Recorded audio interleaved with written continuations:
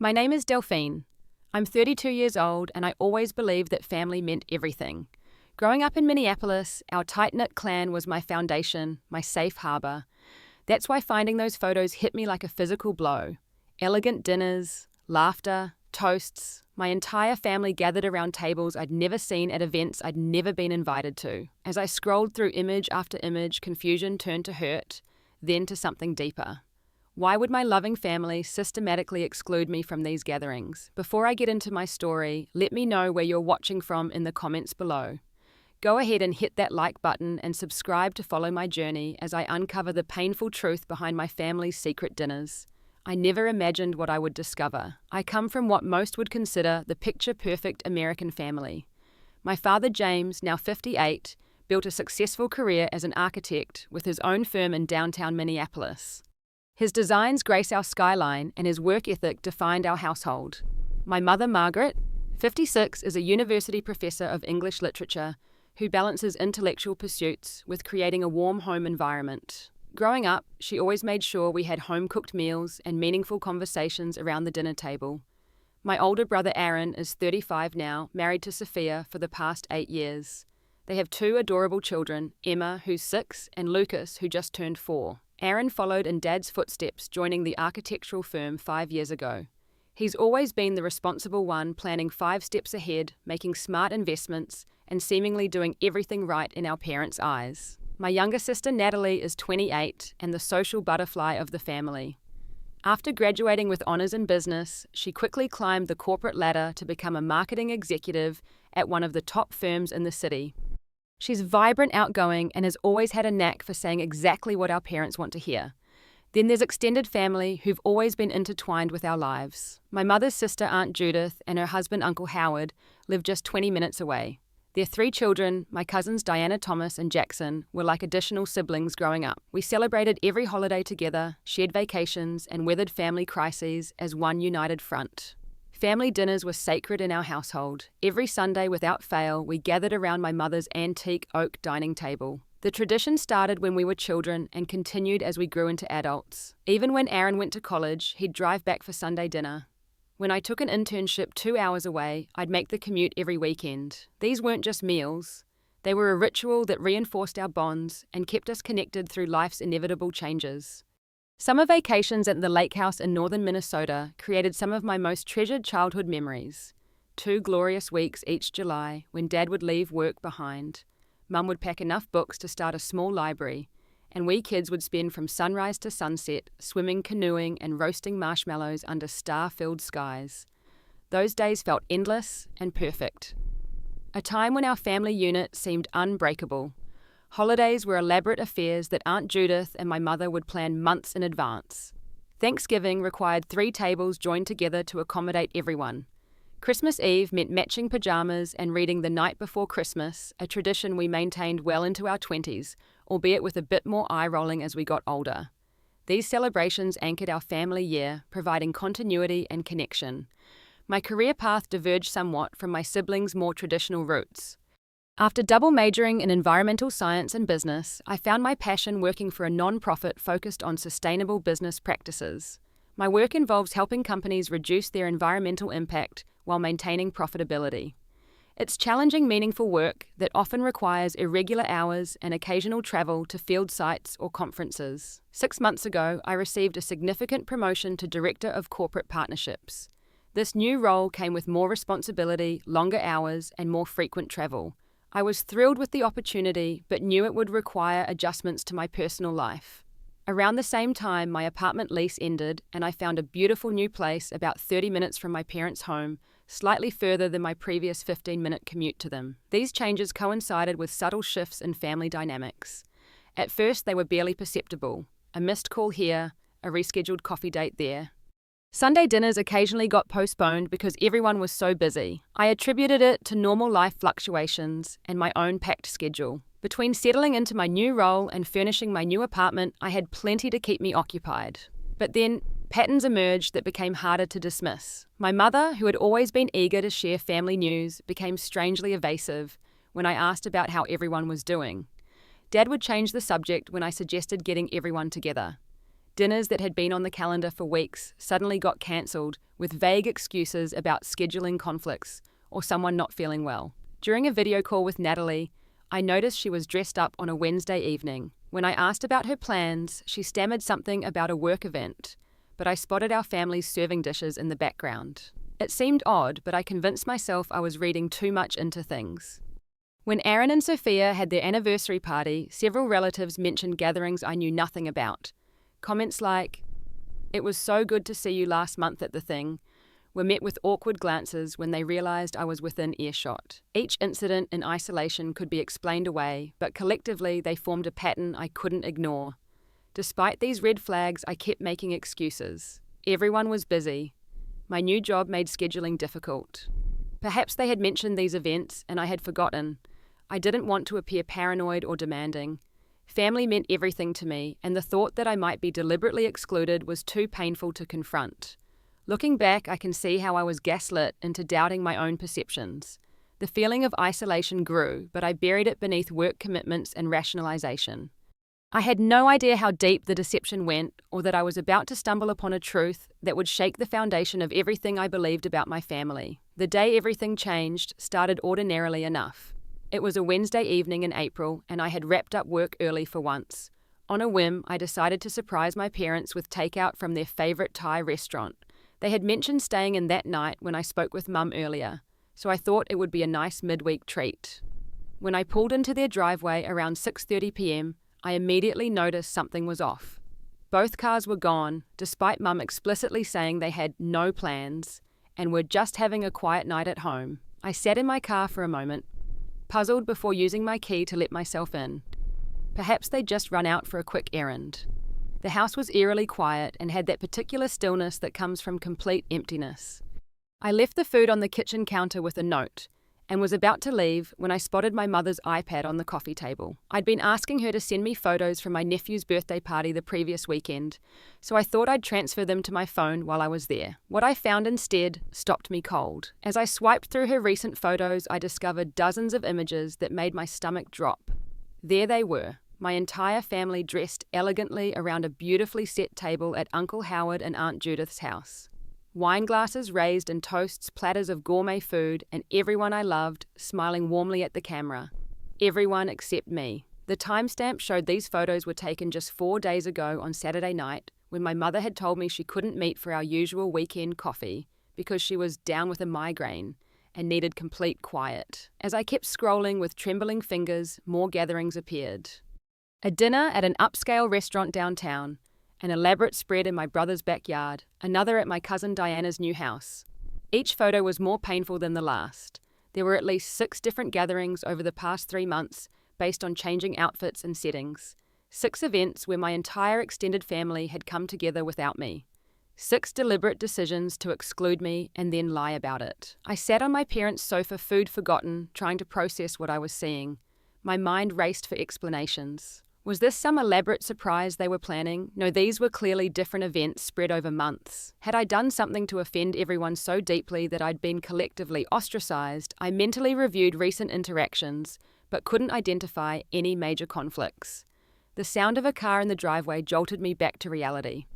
I quickly returned the iPad to its exact position and slipped out the back door, not ready to confront my parents, while feeling so raw and confused. I texted later, claiming I'd gotten caught up at work and never made it over. The discovery sent me into detective mode. That night, I scoured social media accounts of family members, finding additional evidence.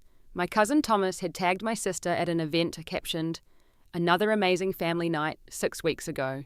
My Aunt Judith had posted a photo of a dessert with the caption, "Special occasions call for special treats," on an evening when I'd been told everyone was too busy to get together. The next day, I called my sister Natalie for coffee, determined to get answers. We met at a quiet cafe near her office, and I watched her face carefully as I casually mentioned being bored lately and wanting to plan a family gathering.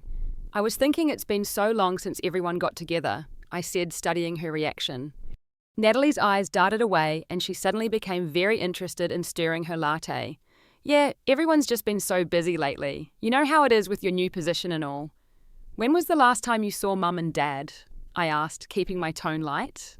"Oh, I don't know, a couple weeks ago maybe, just briefly." She said, the lie flowing easily from her lips. I had literally seen photographic evidence of them together 4 days earlier. When I pressed further, suggesting specific dates for a family dinner, she became increasingly uncomfortable, making vague excuses about checking calendars and getting back to me. The conversation confirmed my suspicions. This wasn't paranoia. My family was actively gathering without me and conspiring to hide it. Later that week, I stopped by Aaron's house unannounced, hoping to catch him off guard. As I approached his front door, I overheard him on the phone through the open window. "We'll need to make sure the time works for everyone," he was saying. "Judith is thinking 7 o'clock for dinner." "Yes, same arrangement as usual." There was a pause. "No, I haven't said anything to her. I don't think anyone has." Another pause. "I know, but Mum and Dad think it's better this way." When I rang the doorbell seconds later, I watched him scramble to end the call. The guilty look on his face when he saw me spoke volumes. He invited me in with forced cheerfulness, but tension hung in the air. When I asked directly who he'd been talking to, he claimed it was just work-related. Another lie to add to the growing pile. The final confirmation came when I was helping my mother with groceries the following weekend. I deliberately mentioned wanting to host a dinner at my new apartment to get the whole family together since it's been so long. My mother's reaction was telling. She became flustered, almost dropping the can she was holding, and launched into a convoluted explanation about how difficult it was to coordinate everyone's schedules these days. When I suggested a specific date, she said she would check with everyone. But the way she avoided eye contact told me this was yet another deflection. When my father joined us in the kitchen and I repeated my dinner invitation, he immediately changed the subject to ask about a work project he knew I was involved with. The coordinated avoidance was painfully obvious now that I was looking for it. The most damning evidence came when I was picking up my nephew from Aaron's house to take him to the park. On their refrigerator was an invitation in Aunt Judith's handwriting that had been partially covered by a child's drawing. I managed to glimpse enough to see it was for a dinner the following Friday at 7:00 p.m, with a note to bring the usual contribution. Tink. As I left with my nephew, I noticed my brother and Sophia exchanging worried glances. They had realized I might have seen the invitation. Later that day, Aaron called me with a transparently false story about a last-minute business dinner at Aunt Judith's that just came up and wasn't really a family thing. By this point, the pattern was undeniable. My family was regularly gathering without me creating elaborate lies to cover their tracks, and apparently had been doing so for months, possibly longer. The question was no longer whether it was happening, but why. What could possibly justify this level of deception from people I had trusted implicitly my entire life? After confirming beyond doubt that my family was systematically excluding me, I needed to understand why. My mind cycled through various theories, each more worrying than the last. My first fear was that someone in the family was facing a serious health crisis they didn't want me to know about. Perhaps my mother had received a terrible diagnosis and they were gathering to discuss care options while protecting me from the truth. This would explain the secrecy and guilty looks, but not why I alone was being kept in the dark when even extended family members were included. I discreetly checked prescription bottles in my parents' bathroom during a visit and found nothing alarming. I asked casual questions about doctor's appointments and watched for physical changes in family members. Everyone seemed healthy and showed no signs of concealing illness. My father, who normally couldn't keep a secret to save his life, would surely have shown more distress if Mum was seriously ill. My next theory involved financial problems. Maybe the family business was failing, or my parents had made bad investments that threatened their retirement. The dinners could be strategy sessions to deal with financial fallout. But this theory fell apart when I noticed my parents had recently purchased a new luxury car, and my mother mentioned plans for an extensive European vacation. These weren't the actions of people in financial distress. For a brief moment, I entertained the idea that they might be planning a surprise party or celebration for me. This hopeful thought was quickly dismissed when I realized the gatherings had been occurring regularly for months. No surprise party required that many planning sessions, and certainly not dinners at upscale restaurants. The most distressing possibility was that these were some form of family intervention or strategy sessions about me. Had I done something so terrible that my entire extended family needed to gather repeatedly to discuss how to handle me? Was there some perception of me I wasn't aware of that warranted this level of conspiracy? To investigate further, I took a day off work and went to my parents' house when I knew they'd be out. Using the spare key they'd always trusted me with, I let myself in with the intention of finding concrete answers. In my father's home office, I checked the large wall calendar where family events had always been tracked. What I found confirmed my worst fears. On the calendar marked in my mother's neat handwriting were regular monthly entries labelled simply family night, or sometimes dinner at Jay's, clearly Judith's. These entries went back nearly 2 years, with increasing frequency in recent months. None had been mentioned to me, and several coincided exactly with times I'd been told everyone was unavailable. While there, I also checked my father's desk drawer, where he kept important family documents. Nothing seemed amiss until I found a folder labelled Family Investments that contained meeting agendas and notes. Scanning quickly, I saw discussions of portfolio allocations, property investments, and something called the James Turner Family Trust that I'd never heard mentioned before. My name appeared nowhere in these documents, though Aaron and Natalie were referenced repeatedly. My search for answers extended beyond the house. I contacted Lisa, my mother's oldest friend, who had always been like an aunt to me. When we met for coffee, I could tell by her discomfort that she knew something. "Lisa, I need to know what's going on with my family," I said directly after small talk failed to relax her obvious tension. "I know they've been having regular gatherings without me." Her eyes widened. "Oh, honey, I really don't think I should get involved in family matters." "So you do know about it?" I pressed. She fidgeted with her napkin. "Delphine, I love you like a niece, but this is something you need to discuss with your parents. All families have their complexities." "Are they ashamed of me? Is something wrong with me that I don't know about?" My voice cracked slightly. Lisa's expression softened with what looked like pity. "No, sweetie, it's nothing like that. I think there's just been some misunderstandings about certain things. Your parents are trying to protect everyone involved, including you." Her vague response only deepened my confusion and hurt. What needed protection? What misunderstandings? I left our meeting with more questions than answers, and a growing sense that whatever was happening involved judgment of me in some fundamental way. The ongoing investigation took a toll on my daily life. At work, I found myself distracted, checking my phone obsessively for social media updates that might reveal more family gatherings. My performance reviews, previously stellar, now included comments about seeming preoccupied and lacking focus. I missed deadlines and found myself unable to concentrate during important meetings. Sleep became elusive as I lay awake, replaying family interactions, searching for clues I might have missed. When I did sleep, I had vivid dreams of walking into rooms where my family fell silent upon seeing me, or discovering secret passages in my childhood home that led to rooms where everyone gathered without me. My friend Taylor noticed the change in me when we met for our weekly running session. After watching me nearly trip 3 times because I was lost in thought, she insisted we stop and talk. "Something's eating at you, Del. You look like you haven't slept in days." The concern in her eyes broke through my determination to handle this alone. Sitting on a park bench, the whole story poured out of me, how I'd discovered the photos, the pattern of lies, the calendar entries, the investment documents. "Have you directly confronted them?" she asked after listening intently. "I've tried subtle approaches, but they just deflect and lie more," I explained. This isn't healthy for any of you," Taylor said firmly.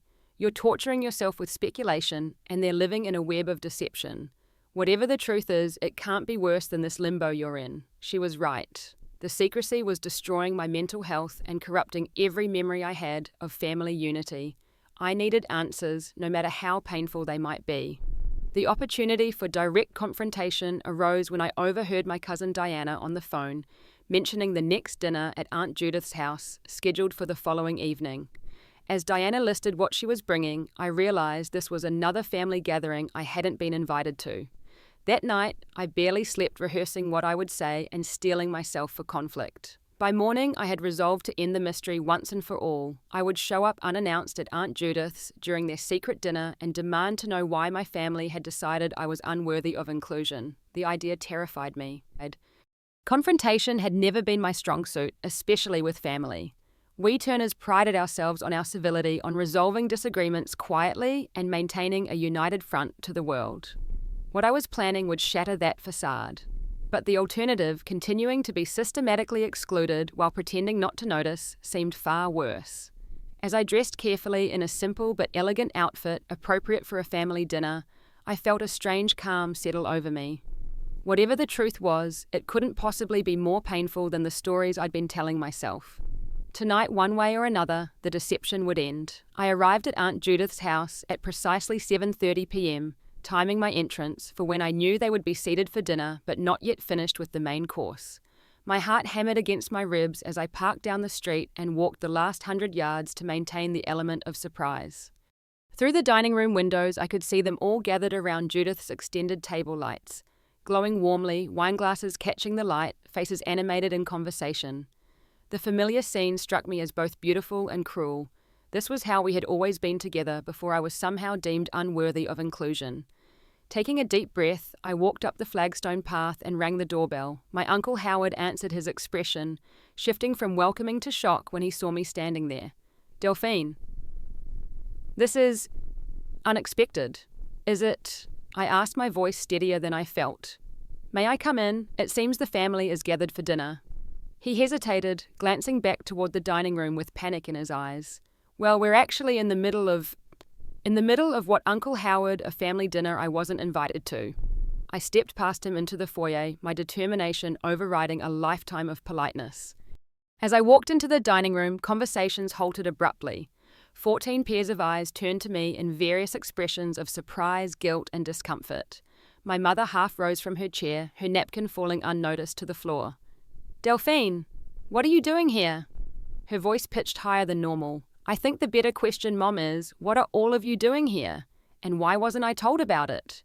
I remained standing at the threshold, unwilling to fully enter a space where I clearly wasn't welcome. An uncomfortable silence fell over the room. My father studied his plate with sudden fascination. Natalie shot a panicked look at Aaron, who cleared his throat as if to speak, but then remained silent. "Well," I pressed, my voice beginning to shake despite my efforts to remain composed. "Is someone going to explain why my entire family has been meeting regularly without me for what appears to be years? Why you've all been lying to my face whenever I suggested getting together?" Aunt Judith was the first to recover. "Delphine, dear, please understand. These are just investment meetings. We didn't think you'd be interested." "Investment meetings," I repeated. "Every month, sometimes more often in restaurants and homes with special desserts and wine and everyone dressed up. And if they're so innocent, why the elaborate lies? Why tell me Mum was sick with a migraine when she was here? Why say everyone was too busy when clearly you all made time for these gatherings?" My questions hung in the air. My cousin Thomas suddenly became very interested in his water glass. My sister Natalie looked close to tears. Finally, my father spoke, his voice carrying the authoritative tone he used when making final decisions. "Delphine, this isn't how we planned to have this conversation. Perhaps we should discuss this privately another time." "No," I said firmly. "We're going to talk about this now with everyone present. Everyone who's been part of this deception. I want to know why I've been excluded from my own family." My mother exchanged glances with my father, some unspoken communication passing between them. She sighed heavily. "Sit down, Delphine, please." I took the empty chair at the far end of the table, feeling bizarrely like I was sitting in the defendant's box at a trial. The beautiful table setting before me somehow made everything worse. A place had been set that would have remained empty had I not discovered their gathering.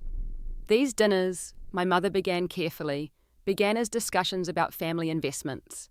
"Your father and I, as we approach retirement, wanted to ensure that family assets are properly managed for future generations. And I wasn't included because..." I prompted when she paused. My father took over, his tone businesslike. "Financial decisions require a certain mindset, Delphine, a balance of risk assessment and forward thinking. You think I don't have that?" I asked, genuinely confused. Uncle Howard, never one for tact, cut through the euphemisms. "What your father is trying to say, Delphine, is that after the Greenlight Innovations situation, the family felt you might not be the most prudent person to involve in financial planning." The words hit me like a physical blow. Greenlight Innovations had been a startup founded by my college friend Jordan. 4 years ago, he had approached me and other friends about investing in his sustainable energy concept. I had invested $15,000 of my own savings, and yes, the company had ultimately failed. But it had been my money, my decision, and a cause I believed in. "You've been excluding me from family gatherings because I invested in a friend's startup that didn't succeed." My voice rose in disbelief. "It wasn't just that," my father said. "It was the pattern it represented. The idealism over practicality, the heart over head decisions." As I looked around the table, I saw varying degrees of agreement and discomfort on relatives' faces. My brother Aaron couldn't meet my eyes. My sister Natalie looked torn. Aunt Judith nodded along with my father's assessment, while my cousins stared at their plates. So these aren't just casual family dinners, I said, processing the implications. These are actual financial meetings about family money that I'm apparently not trusted to know about or have input on. My mother reached across the table, not quite able to touch my hand from her position. Darling, it's not that we don't trust you. We just wanted to protect the family interests, including yours. Sometimes people have different strengths. Yours has always been your compassion, your big heart. The condescension in her tone made me flinch. I was being patted on the head, dismissed as the family bleeding heart, who couldn't be trusted with serious matters. Looking around at their faces, I realized this wasn't a new perception. This was how they'd seen me for years, perhaps always. The naive idealist who needed protection from her own poor judgment. How long, I asked, my voice barely above a whisper, how long have these meetings been happening without me? My father and mother exchanged another glance. About 2 years, he admitted. At first it was just discussions between Aaron, Natalie, your mother and me. Then Judith and Howard had insights to offer, and gradually it became everyone but me, I finished for him. 2 years. And in that time, none of you ever thought I deserved to know that my family was making financial decisions that affect me, that I deserved a seat at the table in my own family. The silence that followed was damning. They hadn't thought I deserved to know. They had actively conspired to keep me in the dark, creating elaborate lies, rather than either including me or honestly telling me why I was excluded. The betrayal felt complete and overwhelming. In the silence following my question, each family member's expression revealed different aspects of the painful truth. My father looked defensive, jaw set in the stubborn posture I recognized from childhood arguments. My mother's eyes held sadness, but also conviction that their deception had somehow been for my own good. Aaron looked genuinely conflicted, while Natalie's expression bordered on apologetic. Aunt Judith, however, showed no remorse, her chin lifted in righteous certainty. Let's be completely honest, I said, finding strength in finally confronting the situation. I want to understand exactly what you've been doing and why you felt I shouldn't be part of it. My father cleared his throat, shifting into what we kids had always called his boardroom mode. These gatherings serve two purposes. First, to discuss the management of existing family investments, property holdings, stock portfolios, retirement accounts. Second, to evaluate new investment opportunities that might benefit the extended family. And you've been doing this for 2 years without telling me, I stated not as a question, but as confirmation of their betrayal. It wasn't planned that way initially. My mother interjected, her voice gentle as if speaking to a child. After the first few meetings, it became apparent that different family members had different aptitudes for financial matters. Aunt Judith, never one to soften hard truths, elaborated. Some people are simply better with money than others, Delphine. After watching you sink your savings into that ridiculous green energy scheme that any sensible person could see was doomed to fail, it seemed prudent to protect the larger family interests. Her bluntness made my stomach clench. The ridiculous scheme was trying to develop affordable solar technology for low-income housing. I replied, fighting to keep my voice steady, and Jordan had a prototype that worked. The company failed because of supply chain issues during production scaling, not because the concept was flawed. The reason doesn't matter, my father said dismissively. What matters is judgment. You let personal loyalty cloud your financial assessment. As the conversation unfolded, more devastating details emerged. I learned that monthly family investment dinners had become a tradition I alone was excluded from. I discovered that my inheritance was being managed in a separate trust with my brother Aaron as co-trustee, a fact never disclosed to me. Most painfully, I found out that investment opportunities had been shared with my siblings, but deliberately kept from me. Remember that commercial property downtown that Aaron and I went in on last year? Natalie asked, apparently trying to be helpful. That came through these meetings. Uncle Howard heard about it from a client. The property that's now worth double the purchase price, I clarified. The one you told me you found through a work connection when I asked how you could afford it. Natalie had the grace to look embarrassed. I didn't want you to feel left out. But you were fine with me actually being left out, I pointed out. All of you were. As I connected more dots, past comments and situations suddenly made sense. The dismissive remarks about my cute little apartment when I chose to live in a diverse neighborhood closer to my work rather than the upscale suburb my siblings preferred. the patronizing way family members nodded when I talked about my career goals and environmental sustainability, the inside jokes I didn't understand at holiday gatherings. This goes beyond just excluding me from investment discussions, I realized aloud. You've created an entirely separate family dynamic that I'm not part of. You've been categorizing me as the irresponsible one for years. Not irresponsible, my mother quickly corrected. Just more idealistic, more focused on causes than practical matters. Some people simply aren't good with money, Aunt Judith added, as if stating an obvious, immutable fact. It doesn't make you less valuable as a person, Delphine. We all have different strengths. Her condescension was the final straw. I stood up from the table, my chair scraping loudly against Aunt Judith's polished hardwood floor. You've made a fundamental mistake in your assessment, I said, looking each family member in the eye. You've confused having different values with having poor judgment. I don't make financial decisions the way you do because I don't prioritize money the same way you do. That doesn't make me irresponsible or naive. Delphine, my father began, his tone suggesting I was being emotional rather than rational. No, I cut him off. You don't get to dismiss me now. You've been doing that quite effectively for 2 years. What you call a failed investment, I call supporting a friend who lost his parents in a car accident and was trying to fulfill their dream of making clean energy accessible. I went in with eyes open, knowing the risks. The fact that you've reduced that decision to proof of my financial incompetence says more about your values than my judgment. Tears welled in my eyes, but I refused to let them fall. Not here, not in front of people who had so fundamentally misunderstood and underestimated me. The most painful part isn't even the exclusion, I continued, my voice growing steadier. It's that none of you simply talked to me. None of you respected me enough to have an honest conversation. Instead, you created this elaborate deception, making me feel crazy for months, as I tried to figure out why my family was suddenly unavailable and evasive. I picked up my purse from where I'd set it beside my chair. You've all made your judgment of me very clear, and now I'll make mine. What you've done isn't protection or love. It's control and condescension, and I won't be part of it anymore. As I walked out of Aunt Judith's dining room, past the family photos lining her hallway, I heard chairs scraping behind me.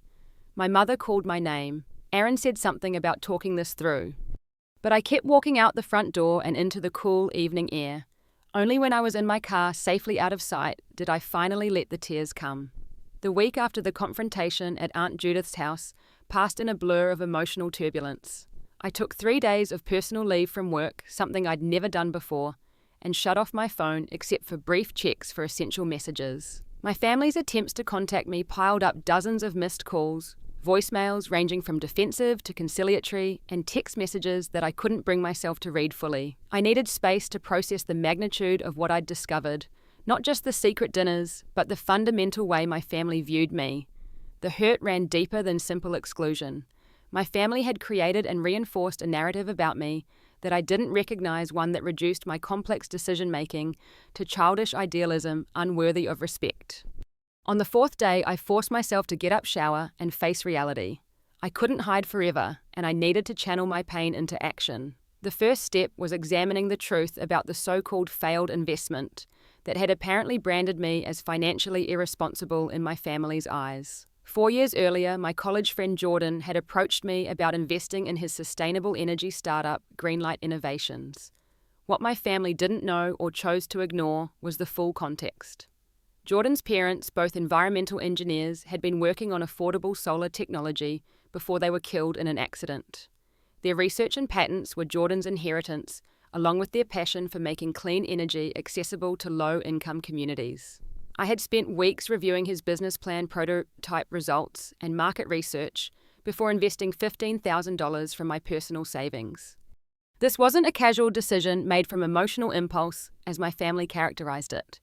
I had calculated the risk, believed in both the mission and the potential return, and made an informed choice. Yes, the company ultimately failed, but not because the technology didn't work. Supply chain disruptions and manufacturing challenges during scaling proved insurmountable for a small startup without deep pockets to weather the storm. I had lost my investment, but I had never regretted making it. What I regretted was how my family had used this single data point to dismiss my judgment entirely. Looking deeper at my financial history only reinforced how unfair their assessment was. Unlike my brother Aaron, who had once needed our parents to bail him out after overextending on his first house, I had never asked for financial help. Unlike my sister Natalie, who cycled through credit card debt in her 20s, I had always lived within my means. I had steadily built my retirement accounts, maintained an emergency fund, and made sound decisions about insurance and major purchases. These facts gave me the courage to take the next step. I contacted Regina Winters, a respected independent financial advisor with no connection to my family. I gathered every financial document. I had tax returns, investment statements, retirement accounts, credit reports, and scheduled a comprehensive review. Regina's assessment, delivered with professional clarity after thoroughly analysing my finances, was validating. Based on everything I'm seeing here, Delphine, you're actually in excellent financial shape for someone your age, she said, looking up from her detailed notes. Your debt-to-income ratio is very healthy. You've been consistent with retirement contributions since you started working. Your investment portfolio, while modest, shows thoughtful diversification. So I'm not financially irresponsible, I asked, hating how vulnerable the question made me feel. Regina looked surprised. Quite the opposite. You're methodical and prudent. Your choice to rent rather than buy in this market shows good judgment given your career flexibility needs. And your decision to invest in sustainable industries aligns with both your values and growing market trends. She paused. May I ask why you're questioning your financial competence? Your records tell a clear story of someone who manages money well. I gave her a brief overview of the family situation, watching her expression shift from confusion to concern. Unfortunately, I see this more often than you might think, she said when I finished. Families can develop fixed narratives about members that don't match reality. Based on what you've shared and what these numbers show, your family's perception seems to be based on values disagreement rather than actual financial management skills. Armed with Regina's analysis and a detailed financial health report she prepared, I scheduled a meeting with my parents. This wouldn't be an emotional confrontation, but a fact-based discussion. If they wanted to talk about financial judgment, I would meet them on those terms with evidence rather than defensiveness. My parents seemed relieved when I finally agreed to meet, though they were clearly surprised when I suggested their house rather than a neutral location like a restaurant. I wanted this conversation to happen in the space that had once represented family honesty and security. When I arrived, they were waiting in the living room, tense and uncertain. My father had his "we can fix this" expression, while my mother seemed caught between worry and hope. I took a seat across from them, set my portfolio on the coffee table, and began without preamble. I've spent the past week reflecting on what happened at Aunt Judith's, I said calmly. You've made it clear that financial judgment was the basis for excluding me from family decisions, so I've brought evidence for us to discuss. I opened the portfolio and laid out Regina's report along with my own financial history. I've had my finances independently reviewed by a certified financial advisor. I'd like you to look at her assessment. My father's eyebrows rose as he took the report, clearly not expecting this approach. My mother leaned in to read alongside him. I waited silently as they reviewed the detailed analysis of my financial health investment strategy and long-term planning. This is quite thorough, my father finally said, looking up with a slightly bewildered expression. Regina is very good at her job, I replied evenly. You'll see on page 4 that she specifically addresses risk assessment and decision-making patterns. She found no evidence of financial imprudence in my history. In fact, she noted that my debt-to-income ratio is better than the average for my age group and income level.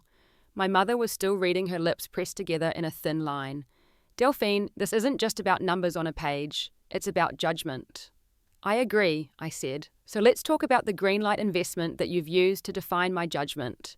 Did you know that before investing, I reviewed 2 years of research and development documentation, that I consulted with 2 professors from my environmental science department about the technology, that I calculated how much I could afford to lose in a worst-case scenario before making the decision? My father shifted uncomfortably. No, we weren't aware of that level of due diligence. Because you never asked, I pointed out. You saw the outcome and made assumptions about the process. You decided I was driven purely by emotion and friendship, rather than considering that I might have made a calculated risk that simply didn't pay off as hoped. As the conversation continued, I methodically challenged their perceptions with facts, documentation, and context they had never bothered to seek. I explained my value-based approach to financial decisions that prioritized long-term sustainability and ethical considerations alongside profit potential. My father, always more comfortable with data than emotions, began to show signs of reassessing as he reviewed the evidence. My mother, however, seemed to struggle more with the implications. Even if all this is true, Delphine, your approach to money is just so different from the rest of the family, she said, a note of frustration in her voice. You choose causes over returns. You talk about impact investing while everyone else discusses market rates. And that justified excluding me entirely, creating elaborate lies rather than having an honest conversation about our different approaches. I asked, keeping my voice steady despite the hurt resurging. We were trying to protect you, my father insisted, though, with less conviction than before. No, I said firmly. You were protecting yourselves from having to consider perspectives that challenge your definition of success. You were protecting family harmony by simply removing the person who might question conventional wisdom. That's not protection, Dad. That's elimination. The bluntness of my statement landed heavily. My father's defensive posture slackened, and for the first time I saw genuine recognition in his eyes that they might have made a serious misjudgment, not just about my financial acumen, but about their approach to our relationship. I'm not asking you to agree with all my financial choices, I continued more gently. I'm asking you to respect that they are thoughtful choices, not impulsive emotional reactions. I'm asking for the basic dignity of inclusion and honesty. My mother reached for my hand across the coffee table. We should have talked to you directly. That was wrong of us, and I'm truly sorry. Her apology, while seemingly sincere, felt incomplete. It acknowledged the method, but not the underlying judgment. My father, still processing the financial report, remained silent. I stood up, gathering my documents. I've said what I needed to say and shown what I needed to show. The next steps are yours to determine. I won't participate in family gatherings where I'm included out of guilt rather than respect. When you're ready to see me clearly for who I am, rather than who you've decided I am, we can talk about rebuilding our relationship. As I left my childhood home that day, I felt a strange mix of sadness and liberation. The confrontation hadn't magically fixed everything. My parents' perspectives were the product of decades of values and assumptions that wouldn't change overnight. But I had stood my ground, presented my truth with evidence rather than just emotion, and refused to accept their diminished version of me. It was a first step toward either reconciliation or a new kind of relationship defined by my terms rather than theirs. In the months that followed my confrontations with my family, I embarked on what felt like a reconstruction of my identity and relationships. The immediate aftermath was painful. Family events that had once been the backbone of my social life were now absent, creating empty spaces in my calendar and heart. But as time passed, I found those spaces filling with new connections, experiences, and a growing sense of personal sovereignty. The first few weeks were the hardest. Though I maintained minimal contact with family, responding briefly to texts with basic updates, but declining invitations to talk things through, I felt the gravitational pull of old patterns. Years of family dynamics don't dissolve easily, and there were moments of intense loneliness when I questioned my decision to hold firm boundaries. During this period, friends became lifelines. Taylor, who had urged me toward confrontation, now provided consistent support through regular check-ins and distractions when memories grew too heavy. My work colleague Marcos, after hearing a sanitized version of my family situation, invited me to his monthly dinner club, a diverse group of friends who gathered to try international cuisines and debate everything from politics to pop culture. These gatherings became a highlight, showing me what adult relationships based on genuine respect and interest could look like. An unexpected source of healing came through my professional community. At an environmental conference in Chicago, I connected with the Sustainable Investment Network, a group of professionals who balanced financial returns with environmental and social impact. In their company, my approach to money and value wasn't seen as naive idealism, but as part of a growing movement reshaping economic thinking. For the first time, I found people who naturally understood the framework I used for financial decisions without requiring justification. The old binary between doing good and doing well is dissolving, said Elaine, a venture capitalist who specialized in clean energy during one network dinner. The most forward-thinking investors recognize that sustainability isn't charity, it's anticipating where markets are heading. Conversations like these validated perspectives that my family had dismissed and expanded my professional connections. Within 6 months, I was invited to join a small investment collective focused on sustainable urban development.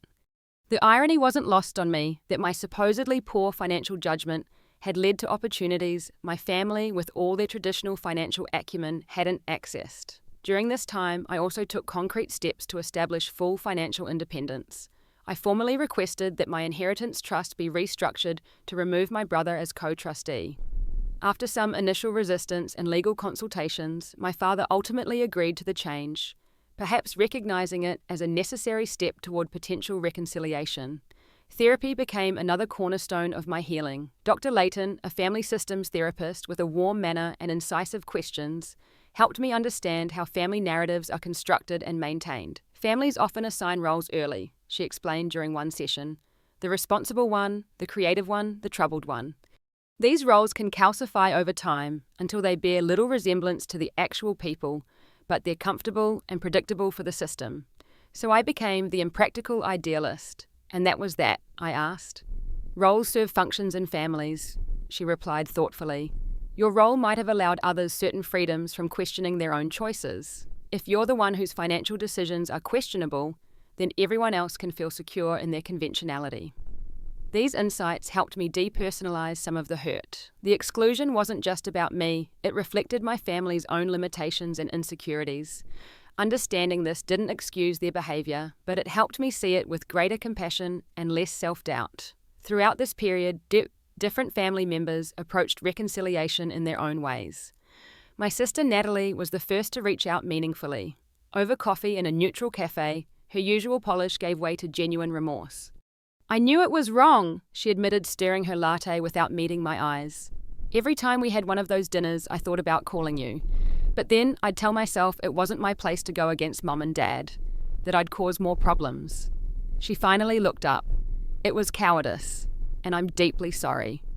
Her acknowledgement of complicity without excuses or minimization opened the door to a new kind of relationship between us. We began meeting regularly, not trying to recreate our old dynamics, but building something more authentic based on adult respect rather than prescribed sister roles.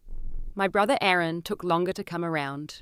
His position as the responsible eldest child and my father's clear successor had more at stake in maintaining family mythology. When we finally met, his apology came wrapped in lingering judgment. I still think you take unnecessary risks, he said after expressing regret for the deception. But that's your right, and we should have respected that. It wasn't full acceptance of my perspective, but it was an acknowledgement of my autonomy, which felt like progress. Extended family members followed variable paths. Aunt Judith remained largely unrepentant, viewing the situation as an unfortunate but necessary family management issue. My cousins, less invested in the family financial dynamics, were quicker to resume normal relations though, with a new awkwardness born of awareness of their complicity. My parents' journey toward reconciliation proved most complex. My mother, always the family emotional barometer, made repeated attempts to restore our previous closeness without fully acknowledging the depth of the betrayal. She would call with casual updates or send links to articles about environmental innovations, attempting to rebuild connection without addressing the broken foundation. My father, uncomfortable with emotional processing, initially retreated to formal communications about practical matters. When the family trust was restructured, he sent the documents with a brief note.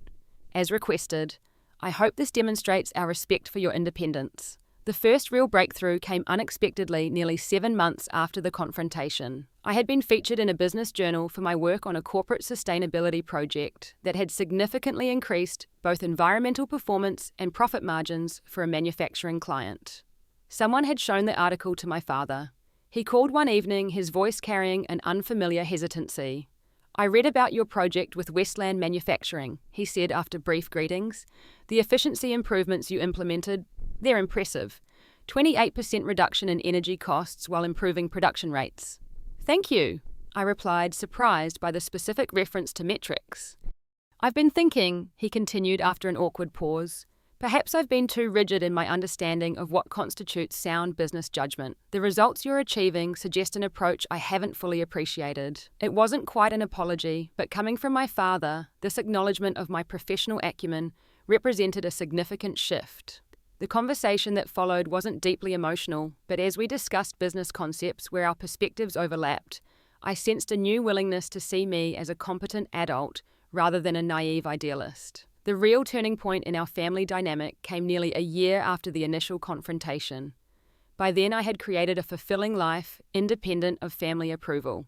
My investment collective had successfully funded 2 sustainable housing developments. I had expanded my professional network and deepened friendships that accepted me without prescribed roles or expectations. I had even started dating Michael, a thoughtful architect, specializing in green building design, who valued my perspective without qualifications. From this position of strength, I decided to take a risk. I invited my immediate family, my parents Aaron and his family and Natalie, to a dinner I hosted in my apartment. The invitation made clear this wasn't about pretending nothing had happened, but about possibly beginning something new. I'm hosting a dinner to share some aspects of my life that are important to me, I wrote. This isn't an attempt to return to old patterns, but an opportunity to get to know each other as we are now if you're willing. To my surprise, everyone accepted. The dinner wasn't perfect. There were moments of tension, old patterns threatening to resurface, awkward silences when certain topics arose. But there were also moments of genuine connection. My mother admired the community garden visible from my balcony, where I had helped develop a composting system. My father asked thoughtful questions about my latest project. Natalie and I found ourselves laughing over a shared memory without the undercurrent of competition that had often characterized our interactions. As the evening wound down, my mother helped me clear dishes in the kitchen away from the others. She paused, hands deep in soapy water, and turned to me with tears in her eyes. "I've missed you so much," she said, her voice catching, "and I've been thinking about why we did what we did. It wasn't really about money or investments." She dried her hands slowly on a kitchen towel. "I think we were afraid." "Afraid of what?" I asked. "Of your courage," she said simply. "You make choices based on values and conviction even when they're difficult. That's threatening when you've spent decades making safer choices and telling yourself they were the only responsible option." She touched my cheek gently. "I'm so sorry we tried to diminish something that's actually your greatest strength." Her words, perhaps the first truly honest acknowledgement of what had happened, opened a door to genuine healing. Not an instant restoration of what was lost, but the possibility of building something new and potentially stronger, because it would be based on authenticity rather than comfortable illusions. In the months that followed, our family began finding a new equilibrium. The old Sunday dinner tradition gradually resumed, though now sometimes at my apartment, or favourite restaurants that reflected my values, not just at my parents' house. The secret investment dinners were replaced by more transparent family discussions where diverse perspectives were welcomed rather than excluded. Most importantly, I maintained my hard-won independence while allowing for reconnection. The experience had taught me that real family bonds must be built on respect for each person's authentic self, not adherence to limiting roles or avoidance of difficult truths. True belonging couldn't be achieved through conformity or silence. It required the courage to be fully seen even when that challenged others' comfortable narratives. Looking back on the painful journey from discovery to confrontation to rebuilding, I realized that the secret dinners had ultimately given me an unexpected gift. By breaking the illusion of perfect family unity, they had freed me to discover my own strength, build relationships based on mutual respect rather than obligation, and create a life aligned with my deepest values. The family I rejoined wasn't the same one I had grieved.